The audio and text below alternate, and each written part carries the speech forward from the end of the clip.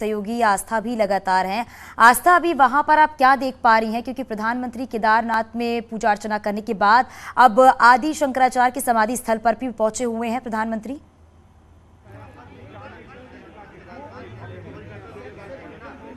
जी बिल्कुल, आपने ठीक कहा चांदनी, और उसकी लाइव तस्वीरें हमारे दर्शक भी देख रहे होंगे। अब से थोड़ी देर पहले गर्भगृह के अंदर उन्होंने पूजा की है, मंत्रोच्चारण हुआ, रुद्राभिषेक हुआ, हमारे दर्शकों ने देखा। उसके बाद प्रधानमंत्री मोदी बाहर निकले, उन्होंने परिक्रमा की और वो रुद्राक्ष की माला भी उनके हाथ में नजर आई, जिससे वो जाप करते हुए दिखाई देते हैं। उसके बाद जहां पर मीडिया का डिप्लॉयमेंट है और मेरी भी दाईं तरफ जो है वो काफी सारे लोग भी बैठे हैं, वो थोड़ा पास तक भी आए, हालांकि बहुत पास तो नहीं गए, थोड़ा पास तक भी आए। लोगों ने नारे लगाए और यहाँ जयकारे लगे। प्रधानमंत्री ने भी उनका अभिवादन स्वीकार किया, सबको प्रणाम किया। कुछ क्षण रुके प्रधानमंत्री मोदी यहाँ पर केदार परिसर में, उन्होंने चारों तरफ नजर दौड़ाई, मतलब यहाँ की घाटी, यहाँ के नजारे को देखा, उसको भी प्रणाम किया। उसके बाद मंदिर परिक्रमा की, उन्होंने सीढ़ियों पर जाकर प्रणाम किया, बिल्कुल उस आम भक्त की तरह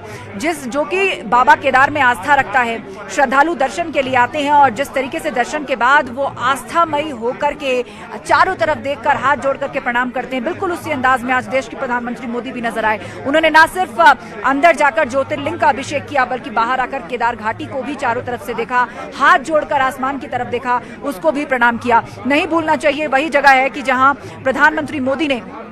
कभी बहुत साल बिताए थे। गरुड़ चट्टी में उन्होंने साधना की थी। कहा जाता है कि यहाँ पूर्व में उनका आना जाना रहा, जब वो केवल एक साधक के तौर पर यहाँ आया करते थे और पूजा अर्चना किया करते थे। इस वक्त हम आपको बता दें कि वो आदि शंकराचार्य के समाधि स्थल पर है, और वही आदि शंकराचार्य की प्रतिमा जिसका अनावरण भी प्रधानमंत्री मोदी ने ही किया था और उसके बाद वहां बैठ करके ध्यान लगाया था। तो अब भी मुख्यमंत्री पुष्कर सिंह धामी उनको लेकर के गए थे, लेकिन अब तस्वीर हमें ताजा मिल रही है कि आदि शंकराचार्य की समाधि स्थल से निकले हैं प्रधानमंत्री मोदी, और ये आप स्पेशल व्हीकल देख भी रहे हैं जिसमें बैठे हुए हैं उत्तराखंड के मुख्यमंत्री पुष्कर सिंह धामी और प्रधानमंत्री मोदी। और ये जो दीवार आप उसके पीछे देख रहे हैं बहुत महत्वपूर्ण है।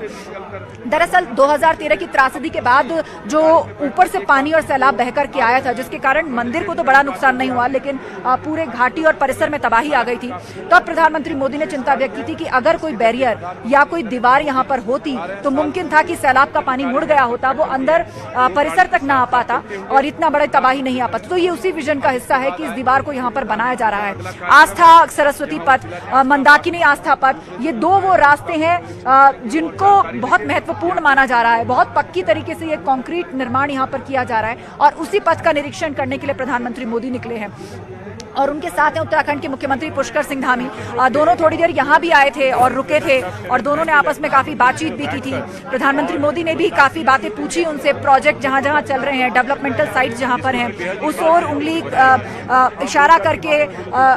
और उत्तराखंड के मुख्यमंत्री पुष्कर सिंह धामी भी उनको बता रहे थे उन्हीं प्रोजेक्ट साइट्स की तरफ देखकर। और उसके बाद आदि शंकराचार्य की समाधि स्थल पर वो गए और अब वो मुआयना करने के लिए निकल चुके हैं प्रोजेक्ट साइट पर। दरअसल उस तरफ का जो हिस्सा है जहां पर काम चल रहा है, वहां पर गौशाला भी है और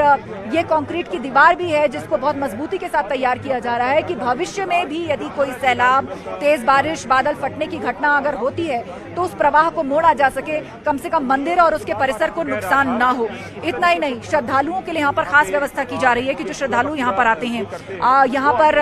जो जल प्रपात है या जो नेचुरल जल के रिसोर्सेज है वहाँ के स्नान करना चाहते हैं तो वहाँ पर भी सुविधाएं हों, वहाँ सीढ़ियां बनाई जाए, उनके पहुंचने के लिए रास्ते बनाए जाएं, उनको साफ जल मुहैया कराया जाए, तो उसको लेकर भी वहां पर कामकाज चल रहा है। तो वो भी जगह उसी तरफ है जहां प्रधानमंत्री मोदी इस वक्त मुआयना करने निकले हैं और सभी दर्शक भी तस्वीरों में देख रहे होंगे। तो आज का ये जो दौरा है प्रधानमंत्री मोदी का, न सिर्फ आध्यात्मिक तौर पर बल्कि इसको आर्थिक तौर पर भी उतनी मजबूती से देखा जाना चाहिए। आपको याद होगा कि थोड़े दिनों पहले सीएम धामी ने कहा था कि प्रधानमंत्री मोदी का ये दौरा उत्तराखंड के विकास में एक बहुत बड़ा मील का पत्थर साबित होने जा रहा है, क्योंकि प्रधानमंत्री मोदी उत्तराखंड के इस दौरे से, जो सिर्फ केदारनाथ ही नहीं बल्कि बद्रीनाथ भी, बहुत बड़ी सौगात उत्तराखंड को कनेक्टिविटी के मामले में देने के लिए जा रहे हैं। खासतौर पर जो धार्मिक स्थल हैं उनसे कनेक्टिविटी के नए रूट्स बने, नए साधन बने और सबसे बड़ा जो प्रोजेक्ट है केबल कार प्रोजेक्ट, मतलब जिसको रोपवे प्रोजेक्ट कहा जा रहा है, उसकी भी आधारशिला आज प्रधानमंत्री मोदी रखने जा रहे हैं कि श्रद्धालुओं के लिए बहुत आसान हो जाएगा केदारनाथ पहुंचना।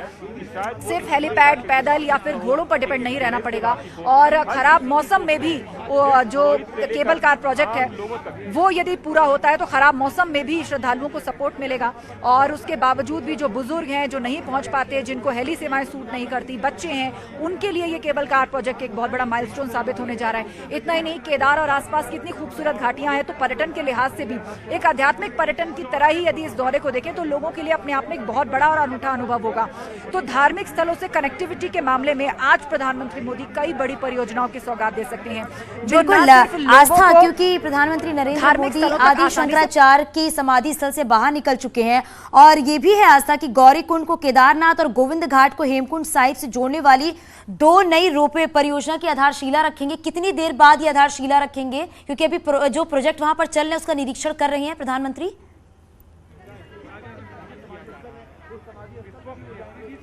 जी बिल्कुल, यहाँ पर जो डेवलपमेंटल प्रोजेक्ट्स चल रहे हैं उनका फिलहाल वो निरीक्षण कर रहे हैं। बहुत ज़्यादा वक्त नहीं लगेगा चांदनी, जब प्रधानमंत्री मोदी आएंगे और उसके लिए प्रेमाइसिस में एक शिलापट भी लगाया गया है और लाल पर्दे से उसको ढका गया है, उससे भी पर्दा हटाएंगे प्रधानमंत्री मोदी। और उसके बाद वो यहाँ से जो 9:30 बजे का वक्त है, वहाँ 9:30 बजे के वक्त पे केदारनाथ में जितने भी कार्यक्रम है, अभी तक उनका जो तय शेड्यूल है उसके मुताबिक मैं आपको बता रही हूँ, 9:30 बजे तक यहाँ के सभी कार्यक्रम कंप्लीट कर लिए जाएंगे और फिर वो बद्रीनाथ के लिए रवाना हो जाएंगे। वहां पर भी जाकर क्या बड़ी परियोजनाओं का वो शिलान्यास करते हैं, वहाँ की कौन सी महत्वपूर्ण परियोजनाएं हैं, आधारशिला कहाँ रखते हैं, ये देखने वाली बात होगी। लेकिन फिलहाल केदारनाथ में जो उनका कार्यक्रम है वो लगभग अब अंतिम पड़ाव में है, क्योंकि वो पूजा अर्चना भी कर चुके हैं, वो आसपास मंदिर परिसर का भ्रमण भी कर चुके हैं, पूर्व में जिन प्रोजेक्ट्स का अनावरण हुआ उस साइट को भी देख चुके हैं और जो प्रोग्रेस फिलहाल प्रोजेक्ट्स में कहां तक पहुंची है उसको वो देख रहे हैं। और उसके बाद फिर वो यहां पर आएंगे और यहां श्रमजीवियों से भी मुलाकात की एक बात सामने आ रही है। आपको याद होगा जब काशी कॉरिडोर बनकर के तैयार हुआ था तो जिन कारीगरों ने और जिन मजदूरों ने मिलकर के बनाया था उनको सम्मान देने के लिए उन्होंने बाकायदा स्टेज पर उनको बिठाया था, उनके ऊपर पुष्प वर्षा की थी, उनसे बातचीत की थी, उनकी समस्याओं को सुना था, उन्हें सम्मान दिया था। तो यहाँ पर भी आप सोचिए कि इतने कई हजार फीट की ऊंचाई पर डेवलपमेंटल प्रोजेक्ट्स काम करना श्रमिकों के लिए कितनी जोखिम भरी बात है, कितनी मेहनत का काम है। दिन रात एक करके यहाँ के प्रोजेक्ट्स में सभी लगे हुए हैं, तो उसके लिए भी कहा जा रहा है कि श्रमजीवियों के साथ भी एक मुलाकात का कार्यक्रम यहाँ पर हो सकता है। लेकिन फिलहाल वो मुआयना कर रहे हैं उन तमाम प्रोजेक्ट्स का जो यहाँ पर चल रहे हैं, जिसमें सबसे बिल्कुल आस्था, क्योंकि ये हर बार देखा जाता है कि जब भी प्रधानमंत्री नरेंद्र मोदी चाहे काशी कॉरिडोर की बात करे या फिर उज्जैन कॉरिडोर महाकाल की बात करे तो वो श्रमजीवियों से जरूर मिलते हैं, उनसे बातचीत करते हैं, क्योंकि कितनी मेहनत से वो बनाते हैं उस प्रोजेक्ट को और कितना टाइम लगता है उसको बनाने में। तो ये सारी बातें जो हैं उन्हें कितना अलग करती हैं बाकी सबसे अगर बात करें तो ये जो प्रधानमंत्री का स्वरूप है और सामने में जितने लोग बैठे हुए, देखिए ये बिल्कुल जमीन से जुड़े हुए व्यक्ति की और लोगों के दिलों तक यात्रा से जुड़े हुए थे। पंक्ति के अंतिम कतार में खड़े रहने वाला भी जो व्यक्ति है उसके हृदय को छू लेने जैसी बात लगती है। आप सोच करके देखिए, इस तरह के श्रमिक या मजदूर, उनको ज्यादा से ज्यादा किस काम से मतलब होता है? ठीक है, वो जिस भी कंपनी के लिए काम कर रहे हैं, जिस भी प्रोजेक्ट साइट पर काम कर रहे हैं, उनको उनका मेहनताना मिलता है और उसके बाद बात खत्म हो जाती है। लेकिन इतने बड़े प्रोजेक्ट के खत्म होने के बाद, इससे पहले ऐसी तस्वीर देश ने नहीं देखी थी कि जब श्रमिकों को बुला करके उनके बीच में देश का प्रधानमंत्री बैठता हो, उनसे बातचीत करता हो, उनके ऊपर फूल बरसाता हो, उनके साथ बैठ करके खाना खाता हो और उनको श्रमजीवी कह करके पुकारता हो। तो ये अपने आप में ही एक सम्मान को, पंक्ति के अंतिम कतार में खड़े रहने वाले व्यक्ति के भी आत्मसम्मान को, उसको भी सर ऊंचा करके जीवन में आगे निकलने का एक आत्मविश्वास उसके अंदर भरती है। और ऐसा कार्य जब खुद देश का प्रधानमंत्री कर रहा हो तो आप सोच सकते हैं कि हृदय को छू लेना और लोगों के दिल तक पहुंच जाना फिर कोई बड़ी बात नहीं होती है। तो केदारनाथ के लिए भी कहा जाता है, आप सोचिए यहाँ तक पहुंचना ही दुर्गम रास्तों से होकर कितना कठिन है, कितना मुश्किल है। यहाँ पर भी जो धर्मशालाएं और रुकने की जगह बनाई गई है, अचानक पता लगता है कि कल शायद चाय मिलना मुश्किल हो जाए क्योंकि फलानी चीज की सप्लाई खत्म हो गई है, वो नीचे से ऊपर नहीं आ पाई है, मौसम खराब था। तो ऐसी परिस्थितियों में आप सोचिए यहाँ पर भवनों का निर्माण हो रहा है, यहाँ पर सड़कें बनाई जा रही हैं, यहाँ पर लोगों के स्नान की व्यवस्था के लिए सीढ़ियां बनाई जा रही हैं, यहाँ रास्ते बनाए जा रहे हैं, मंदिर को नया रूप दिया जा रहा है, उसके परिसर में काम किया जा रहा है। तो ये सब कौन कर रहा है? दिन रात जुट के वो कारीगर ही कर रहे हैं, वो श्रमजीवी ही कर रहे हैं। और वो श्रमजीवी आप सोचिए इतने कई हजार फीट की ऊंचाई पर,